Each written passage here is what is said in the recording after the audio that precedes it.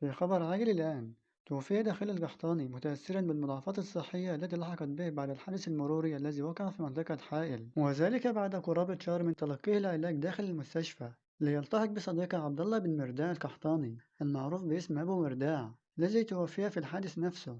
وتعود تفاصيل الواقعة إلى يوم 11 ديسمبر 2025، حيث كان الثلاثة أبو مرداع وداخل القحطاني وأبو حصة ينتقلون بالسيارة قبل أن يتعرضوا لحادث قوي، وأسفر الحادث عن وفاة أبو رداء في الموقع، فيما نقل دخيل وأبو حصة إلى المستشفى في حالة صحية حرجة حيث خضع لرعاية طبية مكثفة. وخلال الأسابيع التالية تابع كثيرون تطورات حالة دخيل القحطاني على أمل تحسن وضعه الصحي، إلا أن حالته تدهورت نتيجة مضاعفات طبية ليعلن لاحقا عن وفاته مع عاد أجواء الحزن مجددا. وشهدت منصات التواصل الاجتماعي تفاعلا واسعا عبر فيه المتابعون عن تعاطفهم ووجهوا الدعاء للفقيدين بالرحمة،